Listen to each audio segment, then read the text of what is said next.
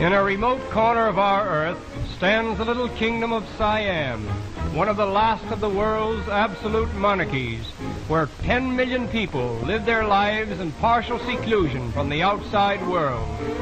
En route to Bangkok, the chief city of this ancient country, we pass a Chinese junk, which reminds us that most of the early settlers in Siam came from Mongolia, a province in China.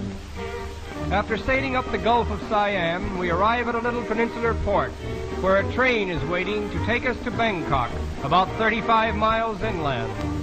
Before departing, we obtain our first bigamy as permitted, but when it occurs, the first wife is always acknowledged the head of the household. Incidentally, Siamese mothers never kiss their children, nor do husbands kiss their wives. Instead, they rub faces together. This little banquet is interrupted by the warning whistle from our train, and now we are en route to Bangkok. Except for a few railway lines, all travel in Siam is by water.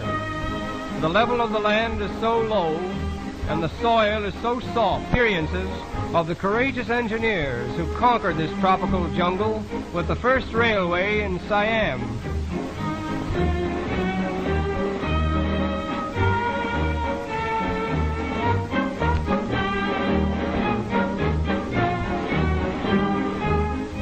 The products of the soil consist of rice, sugarcane, coconuts, and all kinds of fruits, which are loaded in boats and paddled up to Bangkok along a whole network of rivers such as we see here. We arrive at Bangkok, the capital and chief city of Siam, covering more land area than any other city in the world except London. We are immediately imitating and modernizing the rising generation of Siam. We are told that this king has 236 brothers and sisters. His father had. Siamese are an artistic people. Their architecture, dancing, and music are highly developed in strict accordance with the traditions of Indo-Chinese art. Siamese architecture is chiefly exercised in connection with religious buildings devoted to Buddhism. Buddhism, the Orient's most powerful religion, was brought to Siam from India as early as the 2nd century A.D. It is the national faith of Siam. Buddhism is not based upon divinity. When the people go into a temple and kneel before Buddha, they reverence him, but never do they forget that he was once a man, and that in time they may become even as he is.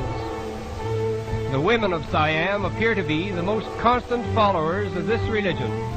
They spend much of their time in and around the temples with their children, instilling them with the Buddhist faith.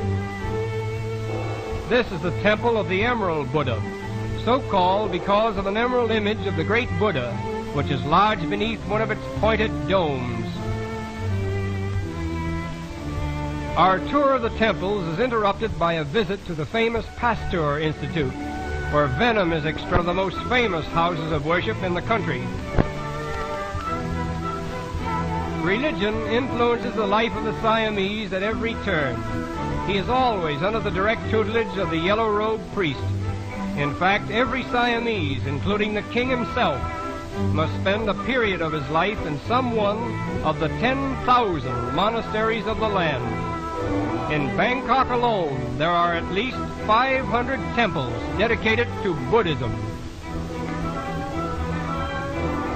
As we think of the strength of this faith called Buddhism, with its millions of followers, and compare it to our own, we cannot help but feel a certain embarrassment in presuming to think that our particular religion is the only one in the world of any importance. And it is with this thought that we